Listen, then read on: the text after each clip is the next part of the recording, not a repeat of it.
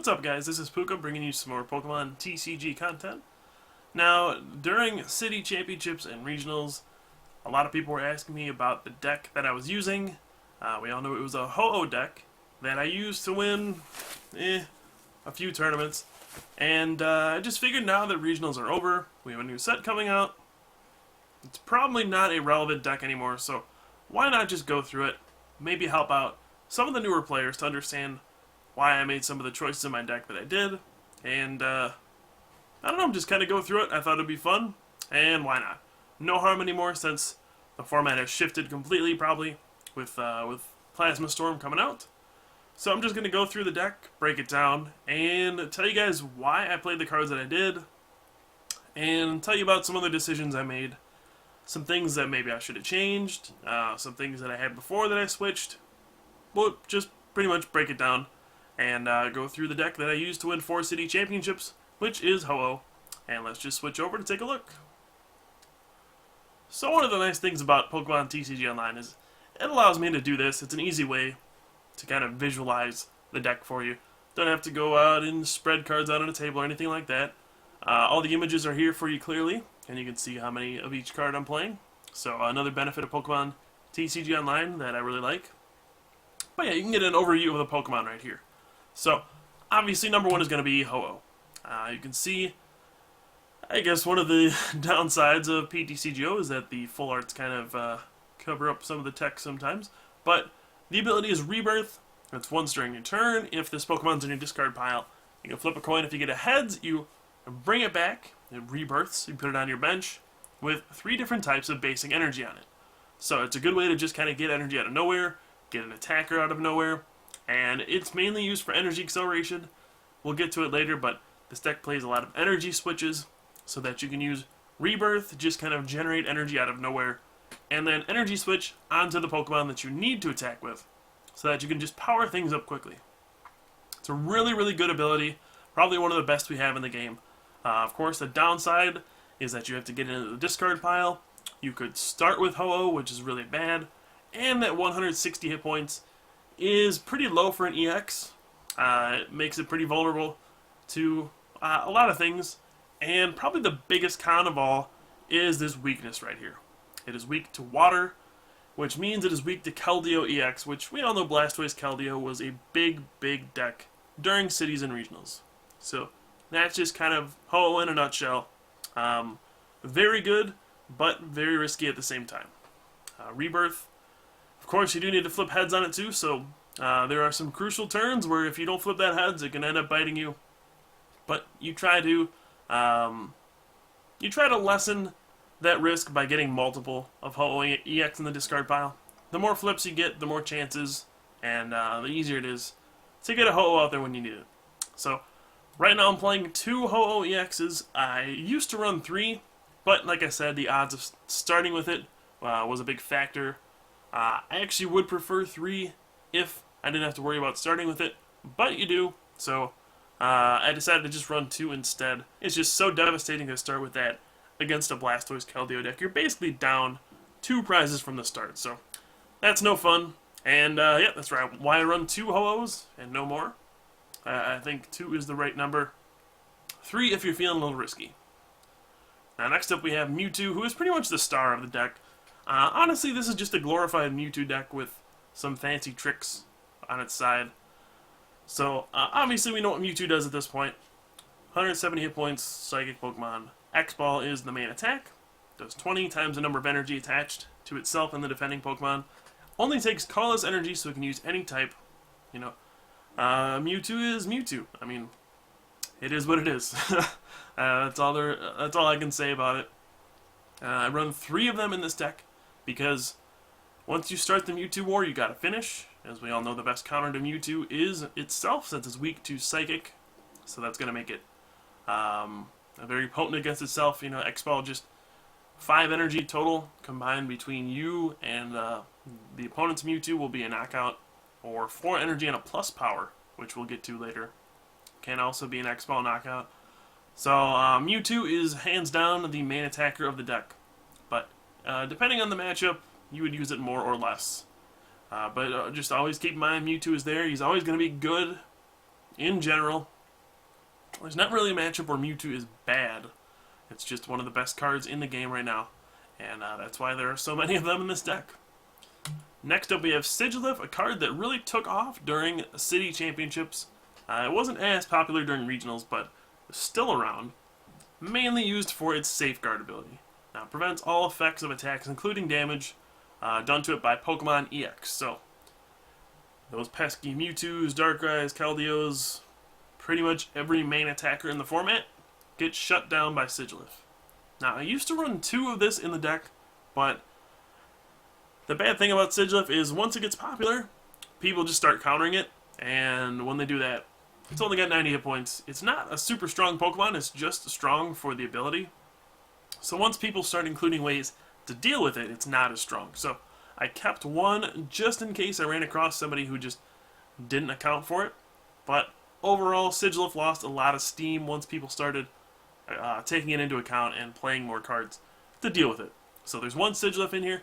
It's a good Mewtwo counter once they get 4 energy and the Mewtwo Psychic can knock it on 1 hit. It's good against the big basic decks that just run Landorus, Mewtwo, and Bouffalant, since Bouffalant really isn't a good counter for Sigilyph. And overall, it's just a nice attacker. It's a safe Pokemon that you can pretty much always afford to bench. So that's why it's still in the deck. And you can run so many types of energy that it's not too difficult to power up that 1 Psychic cost. And that's why Sigilyph is here in the deck. It's a very good card.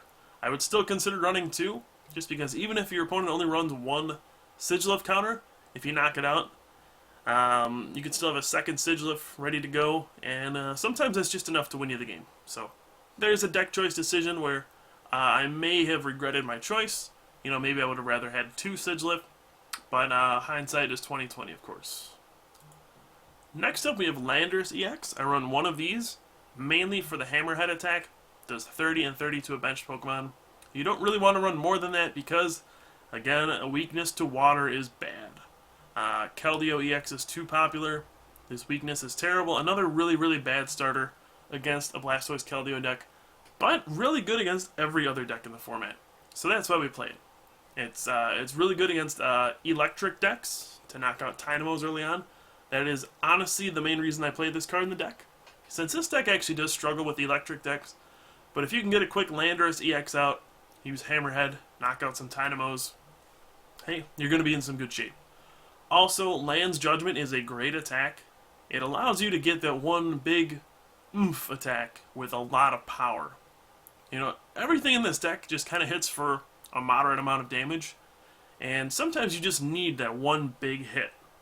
Maybe your opponent's playing a Hydreigon deck, you really need to knock that thing out. It's got 150 hit points. That's where Landorus can come into play. Land's Judgment, I don't use it very often in this deck, but it's always nice to have that option. This is going to be the best against, honestly, the Hydreigon decks. It's going to be useful against Electric, and it can be moderately useful against Darkrai decks, but if they play Crushing Hammer, it becomes less useful, as it just becomes too difficult to power up, and just not worth it overall. But Landorus EX, obviously a very good card, and definitely deserves a spot in this deck. And next up we have the big guy, Terrakion. Now this guy got kind of overlooked as the format progressed into more EX-focused decks, but Retaliate is still one of the best attacks in the game. So we play 2 Terrakions in this deck just for the Retaliate attack. And it can just come out of nowhere, do 90 damage for 2 energy, very, very efficient on a 130 hit point basic. A non-EX only gives up 1 prize. Obviously, this is going to be the best against Darkrai. And since Darkrai got so popular near the end of Cities, you have to run Terrakion in this deck. Being able to retaliate a Darkrai for 180 for 2 energy, that's too good not to do. So you got to run this big dog in this deck. And it's also good against electric decks. You can retaliate their electrics if Landorus doesn't get the job done. And in general, just Terrakion's going to knock out things in 2 hits. 90 and 90.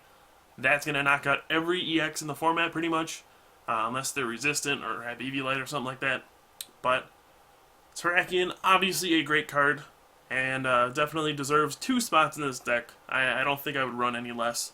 I would consider playing an extra one, actually, a 3rd one perhaps, but that 4 retreat cost makes it really tough to start with, It's really not an aggressive Pokemon. It's more of a retaliating Pokemon, I guess. Not to be too punny there, but yeah, it's a response Pokemon. It doesn't be aggressive. You have to wait until your opponent does something. So you only run 2 because you don't really want to start with it. You can't really be aggressive with the Terrakion. You can be aggressive with the other Pokemon, but not this one. So 2 seems to be the right number here. Next up we have Bouffalant, which honestly I felt like I felt like it was one of the most underrated Pokemon in the format. Goldbreaker is an incredible attack for 3 energy. You can hit an EX for 120 damage starting turn 2 if you have just any energy and a double colorless. You can Goldbreaker for 120. Really puts the hurt on stuff like Keldeo EX. And of course that Boofer ability makes it really nice. It makes it really durable. Can deal with a lot of stuff. It still isn't very good against any Mewtwo EXs. All it takes is 3 energy and an X-Ball knocks you out. But against pretty much every other EX, it's going to be a solid card, If Keldeo EX gets 4 energy on it, it could Secret Sword you for a knockout. But at that point, you can just respond with your own Mewtwo. So Bouffalant is a card that's pretty much always going to be efficient. It's just a matter of, do you have enough time to power it up and power up a follow-up attacker? This is also a very good starting Pokemon. You can threaten a Goldbreaker right out the gate. That's good against pretty much every deck. And what more can you say? 3 colorless energy is great. You don't need any specific type of energy. It's just a general attacker. And Bouffalant is definitely a star in this deck. And finally, we have 1 Tornadus EX. This is a card that a lot of people always ask me about. And you know what? I always just decided to play it. I feel like it doesn't do anything in particular that's very good. But again, it attacks for all colorless energy, so you don't need any specific type. And it's just kind of a general good Pokemon. It doesn't have any specific use, but it can come in handy in a lot of situations. If your opponent puts a Stadium into play, Blow Through is a very good attack. This is especially useful against Blastoise Keldeo decks, where they would play Tropical Beach on the first turn, and then you can just put down Tornadus with a double colorless and go ahead and catch up a Squirtle. And you can do 60 to knock out a Squirtle, or even hitting a Keldeo for 60. That can be very strong on the first turn of the game, or the second turn even. And then Power Blast, of course, is a pretty solid attack. Does 100 damage just for 3 colorless energy. And if you get Tails, you have to discard energy, but not that big of a deal. Also, the fighting resistance was a big factor in me playing this. Since this deck really doesn't have much to deal with Landorus EX, I feel like Tornadus is really good against Landorus. If you can start Power Blasting, it's going to work out really well. So, I always felt like Tornadus deserved a spot in this deck. I could definitely see cutting it for something else. Maybe a second Sigilyph, or, I don't know, plenty of other stuff that could fit in this deck. I considered running Shaman EX in this deck. I considered running a Meloetta to knock out opposing Sigilyphs and give myself a 1 energy attacker. But in the end, I just decided to go with Tornadus. And I always felt like it was the right thing to do. So there you have it. Here are the Pokemon. There's only 12 of them, but they're all basics. They all have plenty of explanation behind them. And then we'll move on to the trainers, which honestly confuses a lot of people. So, we'll take a look here. To start off, we have Computer Search, Old School card, and Ace Spec. You discard 2 cards, and then you search for any card and put it into your hand. Now, you only get to play 1 of these in your deck, but I felt like Computer Search was always the best one because it allows you to search for a double colorless early on, and it gives you another way to put Ho-Oh EX in the discard pile, which is very important with this deck. So, given the choice, I would pretty much always play Computer Search in this deck. Now, Gold Potion would be good, but I always decided to go Computer Search. As the new set comes out, you could consider cards like Dowsing Machine or Scramble Switch. Honestly, they're all good, but Computer Search is the best for consistency, and that's why I run it. Next up, we have pretty much the star card of the deck, Energy Switch. I play 4 of these. You move a basic energy from one of your Pokemon to another one. Simple effect, but it does drastic things, especially with Ho-Oh and Rebirth. You can just generate energy out of nowhere, power up a Pokemon. Very easy to power up something like a Terrakion in one turn. Energy switch for an easy knockout on a Darkrai. Or even power up a Mewtwo EX's X-Ball. You can really do unexpected amounts of damage with 4 energy switches with this deck. You can pull attacks out of nowhere, and it's just what gives you the flexibility. And that's what this deck is all about. Flexibility, surprises, and just kind of hitting for weaknesses. Energy Switch gives you the flexibility to do all those, and that's why you play 4 of them. You have to. Then we have 4 Pokemon Catcher. Pretty standard. I mean, it's the best item in the format. I'm willing to say it's the best item in the format. You just get to pick something off your opponent's bench. And yeah, you gotta play 4. No question about that. Nothing too fancy about that. Then we have 4 Ultra Balls. Again, we have to find a way to get Ho-Oh EX in the discard pile. This is your way of searching for the right Pokemon at the right time. And you gotta run 4 Ultra Balls. You not only need to get Ho-Oh in the discard pile, but you also need to get basic energy in the discard pile as well for Rebirth. So, you gotta run Ultra Ball. That's pretty straightforward. Then we can get into some trickier stuff. Now, Switch, I play 3 of these. Disregard the number down here, that just tells you how many I have on Pokemon TCG Online. I run 3 switches. Now, I would like to run 4, honestly. I wanted 4 switching cards in my deck, because you really need to, rotate between attackers for the right situations. A lot of your things have heavy retreat costs, so you need to play Switch. So I have 3 of them, but instead of just going blandly with a 4th Switch, I decided to get fancy and get 1 Super Scoop Up as well for my 4th switching effect. Now, obviously it's not always going to work. You have to flip a coin, and it only works if you get heads, so half the time it's going to be a dead card. But Super Scoop Up gives you a lot of choices in this deck. You can save your Pokemon if it's heavily damaged. You can pick up a Pokemon and just make sure your opponent can't catch it later. Say you start with a Ho-Oh, it's your way of getting it off the field. There's just so many uses for Super Scoop Up that I felt like it was worth playing this one of. Ideally, I would like more Super Scoop Ups, but you can't be too risky with this kind of a deck. I just wanted 1 for that maybe 1 big turn of surprise. It's a very powerful card that can impact games. Just 1 of them is all you need. 1 heads impacts everything. And I felt like it was worth taking the risk over the 4th switch to play 1 of these. And that's why we have a Super Scoop Up here. So 4, I guess 3.5 switching effects if you want to be technical about it. And then we have 2 plus powers and 1 tool scrapper. So we'll get the plus power first. This just allows you to hit other Mewtwo's for easy knockouts with X-Ball. That's really the main purpose of plus power. It allows you to just use 2 energy on your Mewtwo, then a plus power, and it'll knock out an opposing player's Mewtwo that has 2 energy on it. And it really helps you in these Mewtwo wars. Now, it can also be used against a Darkrai with an Eviolite on it. You can play a plus power, and then Terrakion can knock it out with either Retaliate or Land Crush. So it can double for that kind of a usage. And plus power in general is just going to be really good in a lot of spots. To hit a Sableye with 1 energy, you can X-Ball with a Mewtwo, double Collis plus power for 70 damage. There are just so many spots where plus power comes in handy.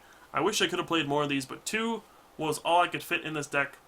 You have to run so many cards in this deck. I wish you could play 70 cards, but you gotta make cuts somewhere. So I only have 2 plus power. I would have liked to have more. 2 seemed alright. And then 1 tool scrapper. It's just a generally very good card. I used to run 2 tool scrapper and 1 plus power. But as the format shifted away from big decks with Eviolites and more towards Blastoise Keldeo, tool scrapper became a little less useful. So I decided to just go down to 1. Keep 1 for stuff like Garbodor, and Eviolites, and all that stuff. So, I would have liked to have 2 Tool Scrapper as well, but again, you gotta make cuts somewhere. And now we can get to the supporters. Nothing too fancy here. 4 Professor Juniper. I mean, you discard your hand and draw 7 cards. The most powerful draw supporter we have. Also very good with Ho-Oh to get energy in the discard pile and Ho-Ohs. This is pretty much a 4 of in every deck. Also 4N, probably the strongest supporter in the format overall. It's disruption, it's draw, it's everything. you play 4 of these. N is, honestly, it defines the format. And you gotta play 4 of it in a deck like this. There just aren't that many good supporters in the format. Now, for my last 4 supporters, I struggled a lot. At first, I ran Skylas, and I just didn't like them. They didn't do enough for me. I was always lacking. I would always have to make a decision. Do I want to grab a supporter with my Skyla, or do I want to grab a catcher or something to take a prize, and then cross my fingers, hope that I top deck another supporter? I didn't like that. So, instead I just decided to go with straight draw supporters. So, I run 2 Bianca, which is drawn, so you have 6 cards in your hand. I feel like overall this is weaker than Cheren, but it's stronger when your opponent plays an N at the end of the game, and you only have a 1 or 2 card hand, because you get to draw until you have 6. So later in the game, Bianca's going to be better. Earlier on, though, Cheren's going to be better. You just straight up draw 3 cards, because a lot of the time with Bianca, you're just going to have to discard a bunch of cards, play a bunch of cards that you wouldn't really want to, just so you can draw until you have 6. And you don't really want to do that with this deck. You want to hold on to your resources as long as possible. So Cheren ended up being better a lot of the time. So I couldn't really decide. I just we're a 2-2 split. They're both good in their own right, but they're good in different situations. So I ran 2 of each, and that's it for supporters. And then we also have 3 Eviolites, which is very important, I feel, to make your Pokemon survive longer. It's very good against Darkrai's. It's very good on Sigilyph against Blastoise decks. It forces them to use 5 energy on a Blastoise to Hydro Pump your Sigilyph for a knockout. And Eviolite is just always going to be good on a big basic Pokemon. I decided to run 3 of them because it's that good. I never regretted having Eviolite in my deck. I maybe could have seen cut in one for an extra supporter. Probably could have done that. But at the end of the day, I decided to go with 3 Eviolites. And then we have the energy. So, we have 4 double colorless energy. Nothing fancy. Provides 2 colorless energy. Best energy card in the game by far. It allows you to use Mewtwo. It allows you to use Tornadus, Sigilyph, all this stuff easily. And Bouffalant, of course, too. It's good. It's kind of like energy acceleration in a cheater kind of way, because it counts as 2. But it's extremely good. Gotta run 4 in this deck for all of the colorless types and the colorless type attacks in this deck. Then we have the basic energy. So in total there are 9 basic energy. I decided to run 4 fighting because with Landorus and Terrakion, with Darkrai being so popular, especially with Crushing Hammer being so popular, you have to run a high number of fighting energy. Sure, you can get them back with Ho-Oh's Rebirth, but you would like to just be able to attach them from your hand if possible. So I run 4 fighting, just so I can use Land Crush with Terrakion, and so I can use Land's Judgment with Landorus. Gotta run 4 if you're gonna want to use those attacks. If you don't run Landorus, I would only run 3 fighting, and then that means you would probably run another Sigilyph, and then you would change the Psychic energy count. So I have 2 Psychic here. Apparently I don't own them. That's okay. But 2 Psychic, I run 2 for Sigilyph so I can attack with it. And also if you run 2, you can use Mewtwo's second attack, Side Drive sometimes. It can be very nifty. During Cities, I actually did run 3 Fighting, 3 Psychic, because Blastoise was by far the most popular deck, and I ran 2 Sigilyph, 3 Psychic, and then 3 Fighting, so that I would be able to power up multiple Sigilifs. And also it's easier to get more types of energy in the discard pile when you have a 3-3 split instead of a 4-2 split. So that's a little decision you can make here. The energy counts can be a little iffy, but I decided to go for a more general approach as I entered regionals.